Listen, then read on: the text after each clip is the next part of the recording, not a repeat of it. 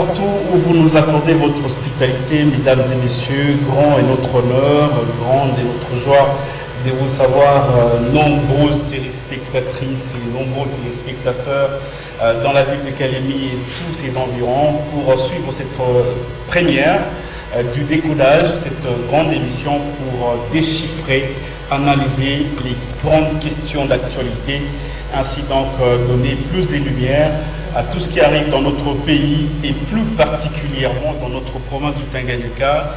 Nous sommes donc très honorés de commencer cette aventure avec vous et donc de cheminer sûrement avec vous pour cette première justement. Alors la question est posée sur l'importance ou non de continuer avec notre partenaire, la MONUSCO, mission onusienne justement pour le maintien de la paix en République démocratique du Congo. Il vous souviendra que cette mission totalise à ce jour environ 2 décennies depuis qu'elle est donc arrivée ici au pays, après les accords de paix de Lusaka avec les 5 pays qu'on va rappeler tout à l'heure au cours de l'émission.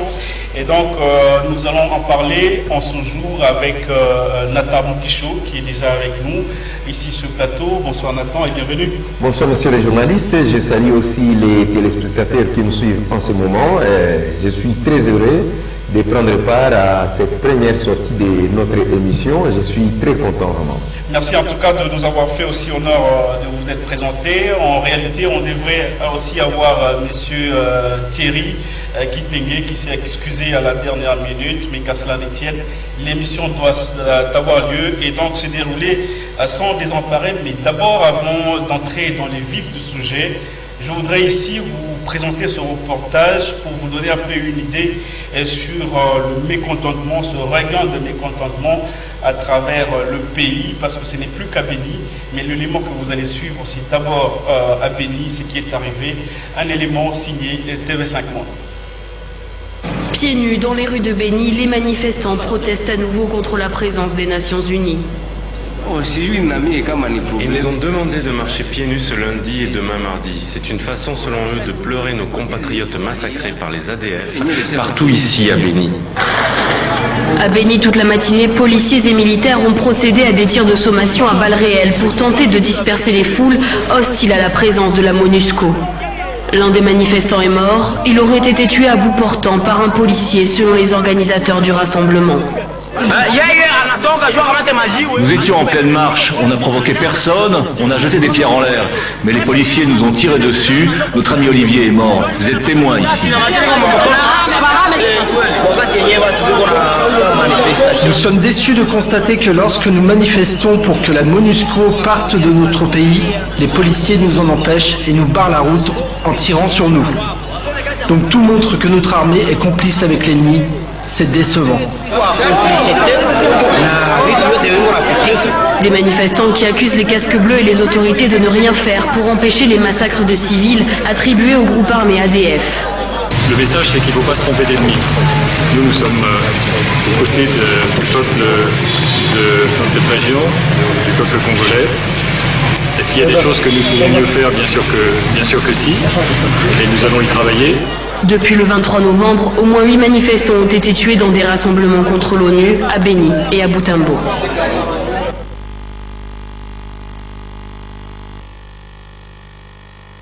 vous a proposé pour lancer cette émission, tout est parti au fait de ces manifestations à Béni. Nathan Mukisho, d'entrée des jeux, est-il important aujourd'hui que la MONUSCO poursuive avec ses activités dans notre pays et en particulier en province de Tanganyika? Alors merci de la question, c'est une question qui est posée je crois partout et que c'est un sujet d'actualité. Actuellement, d'aucuns ignorent que le mécontentement populaire a un niveau très élevé sur le plan national, parce qu'on ne peut pas parler seulement de Béni, parce qu'on sent qu'il y a une forte frustration et aussi des grandes déclarations de part et d'autre dans toutes les provinces. Et il y a lieu de se poser la question de savoir si il est important que l'on continue avec la mission onusienne dans notre pays. Je rappelle que vous êtes de la société civile, un partenaire important de cette mission-là. Oui, je suis de la société civile, comme vous l'avez dit, encore les gardiens, la sentinelle de la province. Okay. Et je suis censé donner les points de vue les plus objectifs par rapport à ce que la population ressent et par rapport aussi à ce qui est inscrit dans le cadre de la mission de la MONUSCO. C'est pourquoi je commencerai, oui, tout le monde doit compatir d'abord avec les populations de Beni, pas seulement de Beni, mais toutes les populations congolaises par rapport à tout ce que nous sommes en train de vivre. Lorsqu'on voit des tueries et tout ça, tout ce qui se vit, et on doit réellement compatir. Mais la question que nous devons nous poser, la responsabilité civile et judiciaire revient à qui? C'est à cette question que nous devons nous poser et nous devons répondre d'abord avant d'étudier si réellement est-il important de continuer avec la MONUSCO. Nous connaissons tous que la responsabilité de protection des peuples et des populations congolaises revient à notre gouvernement. Ce sont nos forces de sécurité et bien évidemment les FARDC, la PNC et d'autres services sécuritaires à côté qui doivent sécuriser nos populations. Personne ne peut me les contredire. Nous avons presque 2 décennies que la MONUSCO est en train d'effectuer chez nous et le mandat du régime sortant correspond à ces 2 décennies-là. Et s'il faut faire le bilan réel de la situation sécuritaire, on va comprendre que le mécontentement n'a pas commencé aujourd'hui. Mais aujourd'hui, le mécontentement arrive à un seuil où il doit être maintenant extérieur. Parce que ça a commencé par être intérieur, et après l'intérieur, ça vient maintenant de l'extérieur. Étant donné que la responsabilité de protéger, la première responsabilité de protéger les populations revient à notre gouvernement, le gouvernement s'était senti à un certain niveau incapable. C'est comme ça que le gouvernement devait signer un accord avec une mission, avec l'ONU, pour qu'il y ait une mission qui doit venir suppléer, si pas suppléer, au moins secourir, porter secours à ce que le gouvernement doit faire. Cependant, nous devons signaler à tous ceux qui sont en train de nous suivre que la mission onusienne vient pour seconder le gouvernement congolais. Mais cela n'empêche pas que nous puissions nous poser la question si cette mission accomplit réellement ce qui lui est confié comme mission. Alors là, il faut quand même rappeler que à sa genèse, la MONUC, c'était vraiment accompagnement. La mission était d'accompagner le gouvernement. Mais quand elle est passée de MONUC à MONUSCO, il fallait qu'elle intervienne. Oui, les contrats lui-même, la mission, telle que si vous pouvez les lire bien, ils sont passés au chapitre 7 qui nécessite l'intervention.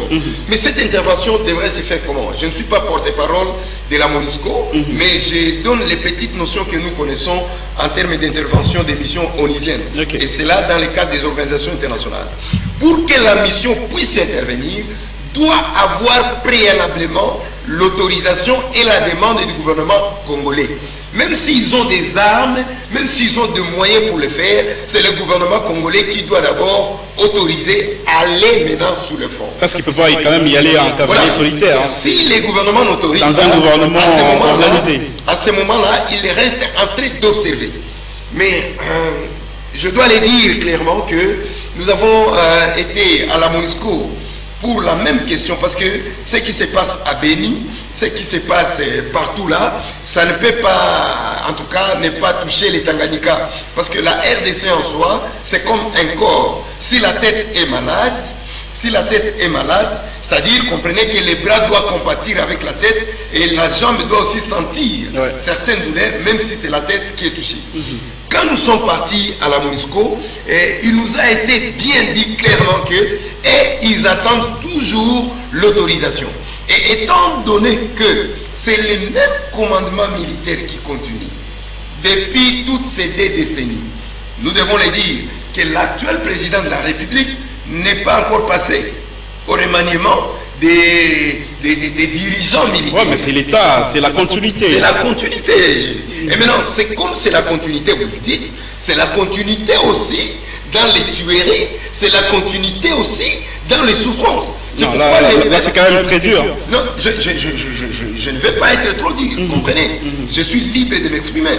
D'aucuns ignorent que les changements a été demandé par tout le monde. Pourquoi les changements doivent être demandés? C'est lorsque la population a senti qu'il y avait une souffrance, qu'il y avait la misère. Mais dès lors que la même misère s'accentue, et que vous parlez de continuité, je dois aussi dire que c'est la continuité de la misère. Je voudrais vous lire cette réaction d'un des internautes qui nous a écrit, c'est Windows Okitakoi, qui a particulièrement demandé votre avis au sujet de cette question. Faudrait-il se débarrasser ou pas de la MONUSCO à l'heure qu'il est? Votre avis? Pour moi, la MONUSCO doit partir. Ça, j'ai dit clairement. Pourquoi? La MONUSCO doit partir. Parce que dans votre introduction, il semble que les responsabilités sont partagées. Hein. Oui, je dois les dire. Je dois nuancer. Parce que dire à quelqu'un de partir n'est pas aller tout droit à son siège et s'accacher. Dire à quelqu'un de partir, c'est question d'aller voir les clauses, les contrats qui lient la MONUSCO au gouvernement congolais. Mais un départ encadré. Ça dit quoi? En fait, la MONUSCO doit partir parce que nous avons senti, au fur et à mesure qu'ils sont restés le plus longtemps possible, eh ben, ils sont restés distraits quelque part.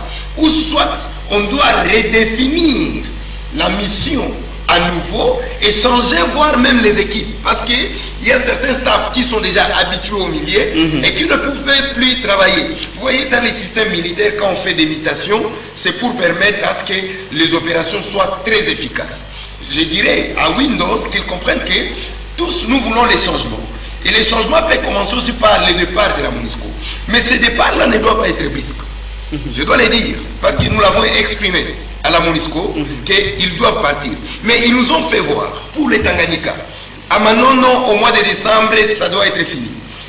À Moba, ils sont déjà partis. À Congolo, c'est déjà. À Congolo, ils sont déjà. Il ne reste qu'à Kalemi. Et à Kalemi aussi, ils nous ont dit qu'ils vont les faire progressivement. Parce que progressivement, c'est quand? Parce que vous êtes entretenu avec eux quand même. Quant à la date, là, ce n'est pas eux qui doivent le dire, c'est leurs dirigeants avec le gouvernement au niveau national. C'est pas encore décidé jusque-là. Oui, mais nous devons comprendre une chose. Ils ont mandat jusqu'à quand? Leur mandat d'abord, jusque-là, on n'a pas encore renouvelé pour 2021. Ça, les gens doivent comprendre. C'est-à-dire, s'ils peuvent être là, ce n'est plus encore pour des longues durées. C'est pourquoi, moi je donne mon point de vue, ils doivent partir. Et s'ils partent, étant donné que les pays traversent encore des crises dans le cadre des droits de l'homme, parce que la démocratie que nous avons acceptée, elle a ses principes à elle. Et ces principes doivent être respectés. Mais au regard du comportement de nos dirigeants, je suis en train de le dire clairement, de nos dirigeants, ils ne sont pas encore au niveau de respecter tous les principes et d'accepter que le peuple puisse jouir de toutes les libertés telles que le consacre le principe démocratique. C'est à ce niveau-là que nous avons encore besoin de certaines missions d'appui à la démocratie, de certaines institutions d'appui à la démocratie. Eh bien, les FARDC se sont dit qu'elles peuvent mettre maintenant fin aux hostilités. On peut observer, mais s'il y a nécessité qu'il y ait des forces spéciales qui viennent au secours de notre armée qui se veut être la 9e armée que nous félicitons en Afrique, mais s'il faut encore des forces de secours, ça doit se faire. Mais tout ce qui se fait avec les ADF, ça doit être regardé par des lunettes politiques et non plus des lunettes militaires. Les lunettes politiques, ça veut dire quoi? Avant peut-être de revenir sur vos propos, hein, vous disiez tout à l'heure qu'il fallait qu'on se rende un peu compte sur le niveau d'exécution ou de respectabilité des principes des droits de l'homme et tout. Qu'est-ce qui manque à ce niveau-là, à l'état actuel dans le mécanisme de l'État congolais? Écoutez, je salue d'abord le courage du chef de l'État, parce que lui, il prône un peu, il s'est dit être capable, il s'est dit engagé à respecter, à faire respecter certains principes. Et bien évidemment, le principe le plus, celui qui cause beaucoup plus de problèmes, c'est la liberté d'expression. Là où les gens ne veulent pas, surtout les dirigeants, ne veulent pas que les gens puissent leur dire clairement ce qui ne marche pas dans le pays. Ils considèrent toute expression qui va à l'encontre de leur action, de leur réalisation, qui vont à l'encontre comme injure, comme manque du respect. Et à ce niveau-là, nous avons encore un problème. Si les gens ne peuvent pas se regarder dans les yeux et se dire en face ce qui ne marche pas et qui ne puissent pas se faire des problèmes quant aux propos des uns et des autres, à ce niveau, il y a encore un problème dans le système démocratique. Peut-être qu'il y a aussi la manière de le dire qui pose problème. Donc la manière de le dire, c'est quoi? La manière de le dire, selon vous... La manière et le cadre. La manière et le cadre. Ouais. Écoutez, si quelqu'un veut s'exprimer, il ne faut pas lui chercher les cadres. Celui qui pleure au dé s'exprime au dé. Celui qui est au mariage s'exprime au mariage. Ouais. Il ne faut pas chercher à créer un cadre dans lequel les gens doivent s'exprimer. Imaginez quelqu'un qui est au marché et qu'il retrouve qu'il y a des taxes qui viennent. Il va s'exprimer où? Ce n'est pas au marché là où il y a les taxes. Il s'exprime là. C'est-à-dire il y a diverses façons. Et en dehors de la liberté d'expression, il y a aussi la liberté de manifestation qui est garantie. Aujourd'hui... Et observer, hein. Oui, observer. Parce que déjà ce samedi, on nous a rapporté qu'il y avait une marche pour le soutien voilà. des FARDC. Écoutez, il y a une on va marche... peut-être y revenir avec votre avis. Oui, il y a une marche pour le soutien. Mais lorsqu'il y a une marche contre, qu'est-ce qui s'est fait? Parce que quand il s'agit, il faut voir les verbes qui sont employés lorsqu'on autorise, lorsqu'on accepte qu'il y ait marche. Lorsqu'il y a marche et de soutien, on n'a même pas peut-être besoin des lettres. Les lettres ne sont que des simples formalités qui partent. Mais lorsqu'il y a des marches contre, imaginez tout ce qui s'est fait, ou tout ce qu'on peut être en train de vivre dans notre pays. Si on s'est dit aujourd'hui, on se soulève contre, mais vous allez voir les grenades lacrymogènes, comment ça doit tomber sur les gens. Depuis quand même l'avènement, enfin, même avant Félix Tshisekedi, il y avait quand même certaines marches de l'opposition autorisées, etc. Je parle de l'opposition parce que c'est elle qui en tout cas attire des sonnettes d'alarme sur ces marches qui sont refusées. Mais depuis un certain moment quand même... Il y a beaucoup de manifestations de l'opposition, non? Les principes de la démocratie ne veulent pas que les marches soient autorisées. Notre constitution consacre que les marches soient nous sommes sous les régimes d'information. Mais l'autoritaire doit quand même prendre certaines garanties. Exactement. D'avance, parce qu'il y a la police pour encadrer, elle est là, il y a tout. C'est-à-dire qu'il n'y a pas moyen de dire que pour de telles raisons. Je reviens sur ce qui s'est fait à Béni, parce que les cas de la MONUSCO nous préoccupent. Ouais. Les manifestants, comment sont-ils traités? Aujourd'hui, je suis tombé sur une vidéo où les gens qui manifestent sont giflés, frappés, torturés, torturés par la police, torturés par les FARDC. Mais les gens qui expriment leur ras-le-bol, les gens qui expriment leur mécontentement, nécessitent d'être encadrés. Est-ce que c'est pas des cas isolés, des gens qui s'infiltrent pour casser, piller Lorsqu'une manifestation est généralisée, on ne peut pas parler des cas isolés. Les cas isolés, c'est lorsqu'un problème ne concerne qu'une seule entité, qu'un seul secteur. Mais les problèmes de la MONUSCO actuellement, je vous l'ai dit, et je suis en train de les répéter, c'est un problème qui est au niveau national. Parce que je vous ai dit, il faut regarder ça maintenant avec les lunettes politiques. S'il faut y revenir, permettez-moi, monsieur le journaliste, je dois y revenir. Il y a des contradictions terribles qui sortent actuellement dans les bouches des différentes autorités politiques. À quel niveau? Le gouvernement, le chef de l'État, s'est prononcé déjà par rapport à ce qui se passe à Béni. Et lui montre combien de fois on doit continuer avec la MONUSCO. Mais au niveau de l'Assemblée nationale, la présidente dit solidariser avec les gens de Béni et que la MONUSCO doit partir. Tu vois, cette contradiction nous laisse voir déjà quelque chose. Lequel? Une autorité est du FCC, l'autre est du CACH. Et l'on est en train de sentir un certain tiraillement dans ces mariages FCC-CACH. À ce sujet de la MONUSCO, départ ou pas? Même à ce sujet de la MONUSCO, vous allez vous rappeler, le sénateur Avi, avant son départ, il a fait une déclaration claire et nette au niveau des Nations Unies. Pourquoi la MONUSCO doit maintenant partir. Et c'est cette déclaration qui fonde les arguments des acteurs, des opérateurs politiques du FCC. C'est pourquoi il y a lieu aujourd'hui de se poser la question. L'intensification des marches et des manifestations n'est-elle pas soutenue politiquement par les politiciens qui veulent que la MONUSCO puisse partir? C'est à ce niveau qu'il y a un doute. Et c'est pourquoi je vous ai dit, les analystes avertis doivent regarder cette question avec des lunettes. Parce que quelqu'un qui connaît bien que la MONUSCO a contracté avec les gouvernements et que pour que la MONUSCO quitte le pays, ce ne sont pas les marches qui doivent faire sortir la MONUSCO. Ce ne sont pas les simples déclarations. Pourtant, on l'a appris de certains analystes que les missions des Nations Unies, un peu partout dans d'autres pays, elles ne sont jamais parties toutes seules. Il fallait une contestation populaire, etc. Voilà. Quoi qu'il y ait une contestation populaire, il doit y avoir la formalisation de ces revendications-là. C'est ce que je suis en train de dire. On va quand même évoluer. Vous êtes aussi un membre influent de la jeunesse du Tanganyika. Et c'est justement à ce niveau-là. Que pense la jeunesse de cette province de Tanganyika au sujet du départ ou pas de départ de la MONUSCO ici d'abord dans la province du Tanganyika? Bon, en fait, je dois te dire que je n'engage pas la jeunesse parce que non, je voudrais juste savoir ce que vous ressentez. Nous avons le président du conseil de la jeunesse. Exactement. Mais cependant, je suis, comme vous l'avez dit, ce n'est pas me vanter, je suis influent dans les mouvements des jeunes au niveau de la province. À notre niveau, quand nous avions analysé la mission, nous sommes dit au niveau de Tanganyika, jusque-là, nous n'avons pas encore de problème avec la mission des Nations Unies. Mais comme je vous ai dit, si la tête est touchée, c'est le bras qui va sentir aussi les douleurs et la jambe.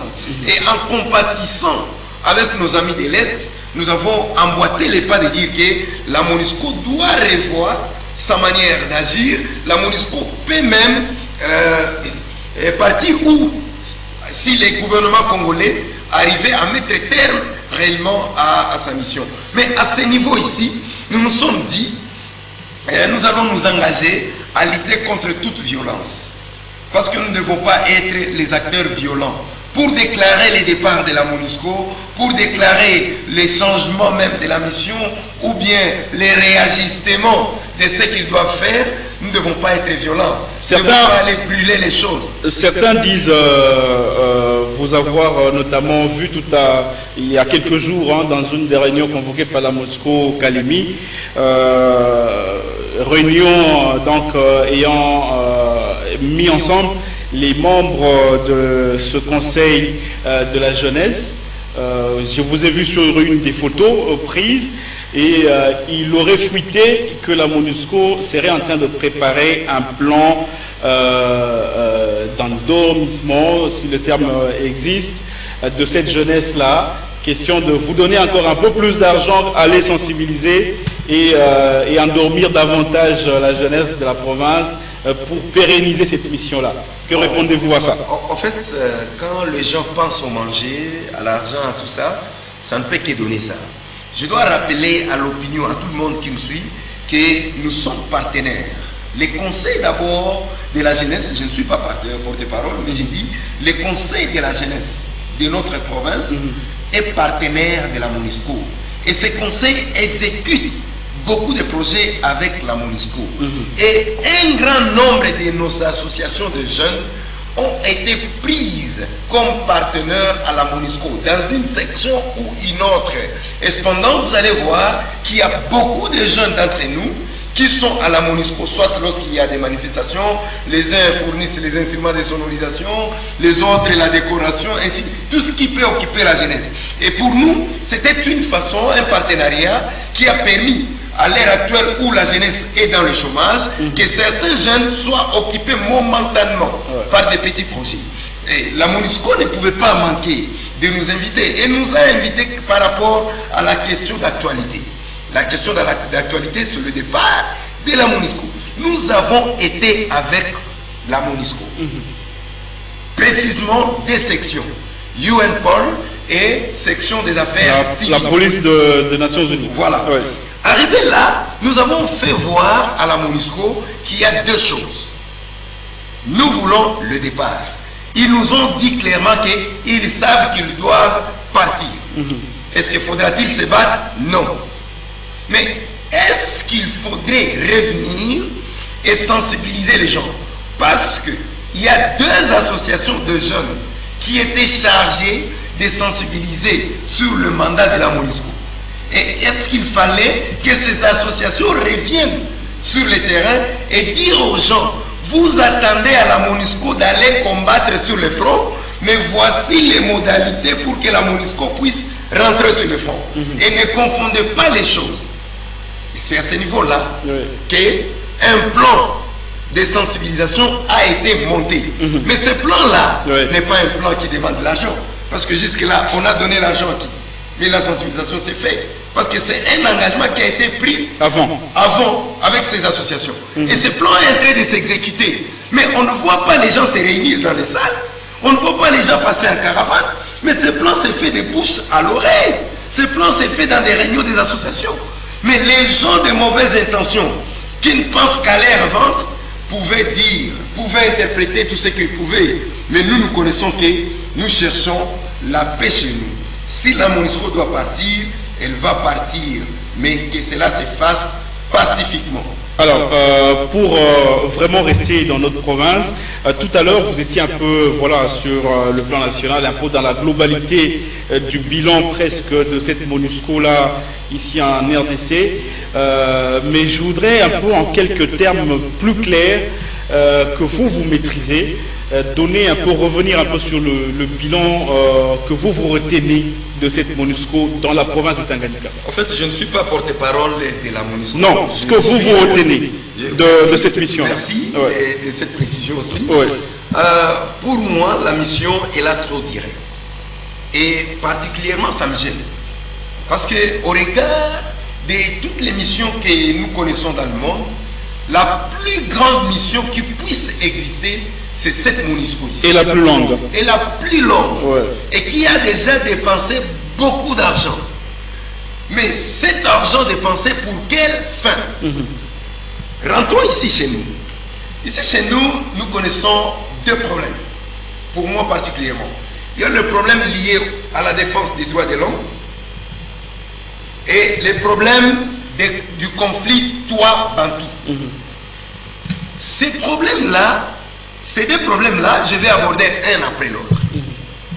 Par rapport au cas des droits de l'homme, la défense des droits de l'homme, moi-même qui vous parle, je suis parmi les bénéficiaires de bons services de la MONUSCO.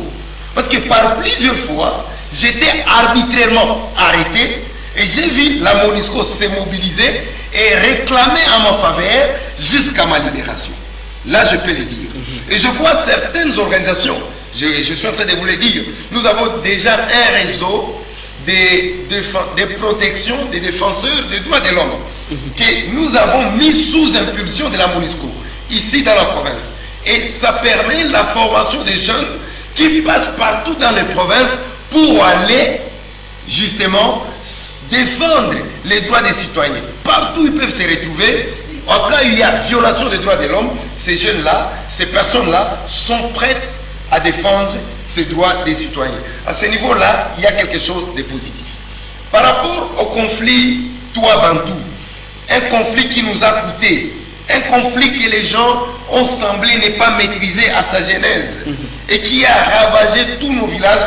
Aujourd'hui, nous avons des milliers et des milliers de déplacés qui sont avec nous.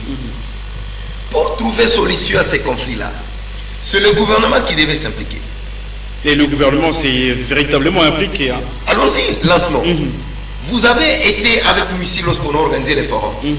Et les 12 résolutions du forum, on devait mettre en place un comité de suivi. Savez-vous que ce comité n'existait pas jusqu'à aujourd'hui? Il a existé. À mon information, il a existé. Mais il existe encore. Là, il faut vérifier justement. Mais là, il faut vérifier. Je t'informe. Parce que ce comité devait exister avec les AT et tout ça. Mais ce comité n'existe pas jusqu'à maintenant.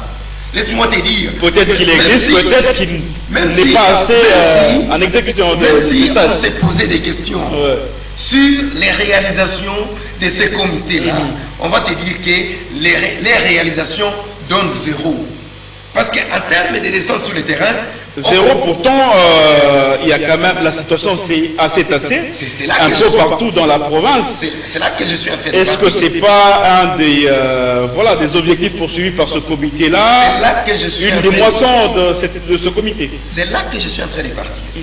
Voici maintenant, avec les agences des Nations Unies, les ONG sur place, et la MONUSCO, ce sont les ONG qui se sont mises à commencer à financer certaines structures locales pour aller sensibiliser, pour qu'il y ait la paix, en mettant en place des programmes comme Tusikilizana, que vous allez retrouver dans plusieurs structures. Pourtant, l'avis de beaucoup aussi à ce sujet-là, c'est ces mêmes programmes, les mêmes structures qui jouent le double jeu en train d'instrumentaliser certains groupes, etc. À quoi vous répondez on ne peut pas se fier sur ce qui se dit sur la route. Pourtant, c'est sur le terrain que ça se dit aussi. Par rapport à ces conflits, moi je suis un homme de terrain. Parce que si j'ai eu au moins l'occasion de faire l'ensemble des territoires de notre province, c'est parce que ces conflits existaient. Et j'en ai fait le tout pour aller sensibiliser mes pairs, c'est-à-dire les jeunes, mes semblables. Et je dois te dire, c'est avec les fonds des agences du système des Nations Unies, avec les fonds de la MONUSCO, avec les fonds des ONG, que ce conflit est en train de s'atténuer petit à petit. Je ne veux pas dire que ce conflit est fini, parce que jusqu'avant-hier, on avait encore des traces de ce conflit. À ce niveau-là, je peux dire que le bilan de la MONUSCO semble un peu être positif chez nous, au Tanganyika, parce qu'elle s'implique même au retournement des déplacés. J'allais en venir justement, le retournement des déplacés, c'était quoi la contribution de cette MONUSCO de Kalemi? Parce que c'est quand même une situation qui met en mal la société dans notre province justement. Je vais vous renvoyer à la CDJP, parce que là j'étais pris comme consultant pour les retournements. Et nous-mêmes, nous avons invité le gouverneur, qui a été représenté par le vice-gouverneur, ici à Missengue, lorsqu'on a organisé le premier retournement des déplacés. Le deuxième retournement a été reporté il n'y a pas longtemps, où on a accompagné les gens à Moba. Et c'est là avec l'appui de l'argent des agences des systèmes des Nations Unies et de la MONUSCO. Actuellement, la MONUSCO aussi? Oui, okay. Actuellement à Niemba, il y a un grand campement où la formation est en train de se faire, où les combattants, parce que vous allez comprendre une chose, monsieur le journaliste, et ça c'est dans la résolution des conflits. Avant de retourner tous ces déplacés, il y a des préalables justement. Il faut se rassurer que les acteurs qui opéraient sont bien formés et sont prêts à cohabiter avec ceux qui sont sortis. C'est comme ça que tout ce qui s'est fait actuellement sur l'axe Niemba, on est en train de former les différents acteurs qui intervenaient dans le conflit. Et bien évidemment, ce sont des miliciens qui étaient en train d'opérer, qui sont formés. Et nous saluons aussi les gouvernements, parce qu'on voit que le grand nombre des grands acteurs sont déjà ici à Kalemi, et c'est là sous la diplomatie du gouvernement. Et cela montre en suffisance que le conflit est en train de prendre fin. Et prenant fin ce conflit, on ne peut pas ne pas reconnaître qu'il y a la part du gouvernement, qu'il y a la part de ses partenaires qui sont les ONG, les agences des Nations Unies, ainsi que la MONUSCO. Là justement, la MONUSCO, je reviens un peu, parce que c'est quand même une question qui a longtemps taraudé les esprits, que ce soit de la population du Tanganyika ici, que ce soit sur l'ensemble de la nation. On l'accuse beaucoup, on l'implique même dans la gestation des groupes armés et même dans la situation des Bantous et toi chez nous. Vous avez quelque chose à dire par rapport à ça? Est-ce que vous avez entendu ces rumeurs-là et comment vous les avez interprétées? Non, pas question d'entendre les rumeurs. Vous les avez vécues? Nous n'avons pas vu vivre les rumeurs. Il faut pas m'amener à avaler aussi quelque chose comme ça. En fait, ça a été dit. Et nous rencontrions ça sur le terrain quand nous partons comme sensibilisateurs. Parce que je dois te dire, avec les systèmes des Nations Unies ici, les agences, avec les ONG partenaires, la MONUSCO, on a mis en place les comités provinciaux de la paix. On a mis dans chaque territoire presque les comités territoriaux de la paix qui sont secondés par les barazas. Ces barazas sont constitués des jeunes qui sont formés comme pères éducateurs qui sensibilisent les gens au sein de leur milieu. C'est de cette façon que, méthodiquement, on a procédé pour résoudre ces conflits. Mais les rumeurs, comme vous le dites, je ne sais pas si rumeurs ou quoi. On va parler en termes de rumeurs parce que là, on n'a pas de preuves. On n'a pas de preuves. Justement. Les rumeurs qui couraient, c'était quoi? Ce sont les gens de la MONUSCO qui partaient, qui donnaient des flèches. On a vu des flèches. Des flèches parfois, des fabrications d'usines, comme on utilisait le terme. Mais est-ce même certaines armes, excusez-nous de le dire, on a appris cela à travers les rondes qu'on a effectuées. Mais je dois vous dire une chose. Est-ce qu'il y a quelqu'un qui est venu une fois avec cette flèche et que l'on a brandi? Parce que les flèches que nos frères compatriotes utilisaient, parfois dans les missions de sensibilisation, on revient avec quand ils déposent. Mais ces flèches préfabriquées là, des lysines, de je ne sais pas de quoi, est-ce qu'il y a quelqu'un qui était venu avec? Non. Mais nous devons noter un échec criant de la part de la MONUSCO. C'est celui qui l'a connu ici, lorsque les armes partaient et que les agents doivent revenir. Ils disent que les armes sont perdues. De Congolo. Oui, quand ils fermaient la sous-base de Congolo, une équipe de, je pense, béninois, serait interceptée par des groupes Maï-Maï et ravir des armes. À ce niveau-là que les doutes se forment. Parce que c'est à ce niveau que nous devons nous dire objectivement que nous avons situé l'échec de la MONUSCO. Mais imaginez, pendant que nous avons connu cet échec-là, nous ne nous sommes pas soulevés contre la MONUSCO au Tanganyika. Mais qu'est-ce qui va nous pousser? Quel type de solidarité va nous pousser aujourd'hui? Parce que Sabri Laveni, au Tanganyika, nous nous soulevons. Peut-être parce que ces armes n'ont pas produit les effets néfastes tout de suite. C'est ce que nous devons connaître. Ça n'a pas produit des effets. Mais nous avons découpé... Non, peut-être parce que les effets, je pense qu'on entend parler à... pas peut-être liés à ces mêmes armes, mais voilà, les effets, il y en a. Mais on ne sait pas seulement vérifier si ce sont les mêmes armes qui produisent ces effets. Et là, c'est un grand échec que nous devons noter de la part de la MONUSCO. Et cet échec, on ne connaît pas à calculer les conséquences que nous en subissons. Mais cependant, c'est un échec. Parce qu'on ne sait pas si ces armes étaient utilisées comment.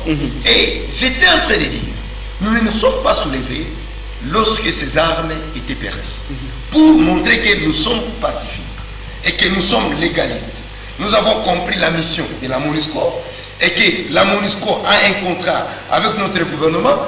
Nous, si nous voulons revendiquer le départ de la MONUSCO, nous ne pouvons pas aller vers la MONUSCO. C'est une violence. Nous devons aller vers le gouvernement. Vous avez contracté avec la MONUSCO, nous vous exigeons de rompre avec la MONUSCO. Mais le gouvernement, à travers l'ancien président, justement, s'était déjà exprimé là-dessus. C'est là qu'il y a le problème. Pourquoi ça ne se fait pas? C'est à quel niveau il y a le problème, justement? Le problème, est-ce que c'est parce qu'on ne pèse pas assez ou je vous ai dit, ayons des lunettes politiques. Et soyons très clairs dans nos analyses. Et regardons bien les choses. Fixons les problèmes. Ce qui est là, le président a dit clairement que la MONUSCO doit continuer. Il y a encore besoin de continuer avec la MONUSCO. L'actuel gouvernement. Oui, l'actuel président de la République. Mais dans le passé d'abord, le président sortant avait déjà demandé le départ de la MONUSCO. Au niveau de l'Assemblée, la présidente s'exprime et dit non, elle solidarise avec le peuple de Bénin. Cette expression veut dire directement que nous voulons le départ de la MONUSCO. Mais cependant, il y a une confusion entre acteurs politiques. C'est pourquoi nous, à notre niveau, nous sommes en train de penser s'il faut formuler le vœu de voir d'abord les acteurs politiques se prononcer dans la même direction pour nous dire réellement qu'est-ce que nous devons faire. Mais si ces acteurs politiques ne se prononcent pas, le reste de ce qui sera fait sous le terrain s'appellera manipulation pure et simple. Alors nous sommes déjà en train de chuter vers la fin de cette émission, décodage premier numéro justement. Avant peut-être de boucler la boucle à cette première, je voudrais ici vous demander de pouvoir essayer d'évoquer les quelques actions concrètes qui peuvent être menées pour arriver à mettre ensemble, à concorder les voix des politiques congolaises? Attention, ce n'est pas du tout facile. Nous sommes dans un système de coalition. Ouais. FCC cache. Qu'est-ce qui peut être fait par la population? Non, ils savent comment ils se parlent. Parce que plusieurs fois, ils ne se sont pas entendus sur une ou deux questions. Pour la nomination du Premier ministre, ils ont fait quoi? Ils sont partis, c'est les dialogues en fait. Tout doit se passer par les dialogues. Ils doivent se mettre ensemble et comprendre. Mais aussi la constitution doit être respectée à un certain niveau. Parce que quand le gouvernement se prononce par rapport à une action d'exécution, ça ne sert à rien que l'Assemblée puisse prendre aussi les devants de se prononcer. L'Assemblée peut interpeller le gouvernement et poser maintenant la question au gouvernement: pourquoi avez-vous pris cette position? Et le gouvernement doit s'expliquer. C'est à ce niveau. Mais les acteurs politiques doivent rentrer sur la table du dialogue et donner de l'éclaircissement, parce que la confusion, j'ai dit clairement, la confusion que nous sommes en train de vivre actuellement dans ce dossier naît de l'incompréhension ou bien des deux déclarations qui se distinguent de nos deux familles politiques en coalition. Si les deux familles arrivent à se mettre d'accord, la MONUSCO peut partir. Oui, c'est tout à fait normal. Si les deux familles se mettaient d'accord aujourd'hui... Donc c'est à ce niveau-là que réside le problème. Moi je te dis vrai, la MONUSCO a le contrat avec l'État congolais via le gouvernement. Si le gouvernement dit aujourd'hui clairement que nous voulons le départ de la MONUSCO, cela sera effectif. Mais néanmoins, si nous rentrons dans la charte des Nations Unies, les Nations Unies se réservent le droit d'intervenir sans accord de l'État partout où la paix semble être menacée. Et les gens doivent comprendre ça. C'est-à-dire, si les Nations Unies estimeraient aussi que la paix n'est plus menacée en RDC, là, ils peuvent partir. Alors, pour complètement vous lâcher et fermer cette émission, on aura l'habitude de poser une question sur une ou deux actualités de la province ou du chef-lieu ici. Il se prépare, comme je le disais au cours de l'émission, une marche demain pour soutenir les FARDC et la PNC, la Police nationale congolaise. Ça sera ce samedi 7 novembre 2019. Quel est votre avis par rapport à ça, cette marche-là, et voilà, quel est votre avis? Mon avis est positif parce que c'est constitutionnel. Les gens doivent marcher, les gens doivent exprimer leur point de vue. Vous y participerez? Je ne suis pas encore là, je n'ai pas encore fini. Lorsque nos amis disent qu'ils vont marcher pour soutenir les FARDC et la PNC, c'est une bonne chose et que nous devons encourager. Tout ce que nous allons prier est que la marche soit pacifique et qu'elle respecte ses objectifs, qu'elle n'ait pas un agenda caché, qu'elle ne soit pas une marche politicienne, parce qu'on peut voir les politiciens marcher pour X choses et pourtant ils visent Y choses. C'est à ce niveau-là. Dire que je pense que les organisateurs ne sont pas des politiciens, il faut rappeler quand même. Non. Ils sont qui, d'après vous? On va voir la confirmation tout à l'heure. Allez-y. Mais je te dis, lorsqu'il y a des fédéraux des partis politiques, c'est-à-dire ils sont politiciens. Là, il ne faut pas les mettre en dehors de cette casquette politique-là. Si je vais y participer ou pas, ça dépend. Vous connaissez bien que prendre part à une marche, c'est un engagement aussi. C'est un engagement qui n'est pas moindre. Je dois voir ce que je dois faire moi-même. Mais je ne m'engage pas à prendre part à n'importe quoi que je n'ai pas bien maîtrisé en avance. Merci beaucoup, Nathan Mugisho. Vous êtes donc de la société civile, la nouvelle société civile, ça? Oui, la nouvelle société civile. Exactement, de la province du Tanganyika. Merci beaucoup d'avoir accepté notre invitation pour cette première émission, en tout cas, de décodage. Merci aussi d'avoir pensé à nous. Nous sommes en train de souhaiter bonne chance pour la suite de cette émission. Je sais que les Tanganyika a besoin des informations, des débats beaucoup plus objectifs. Et j'ose croire que cette émission, avec vous, ça va aider beaucoup de gens. Et je souhaiterais plus bien que l'émission se focalise aussi beaucoup plus sur les actualités de la province. Exactement. Cela va aider beaucoup de gens parce que vous allez comprendre. Comme ce qu'on a évoqué aujourd'hui. Oui. Sur la MONUSCO dans la province. Oui. Et il y a des problèmes vraiment qui sont beaucoup plus sociaux. Si ça peut toucher, il y a la population qui vit dans la frustration, tout ceci-là.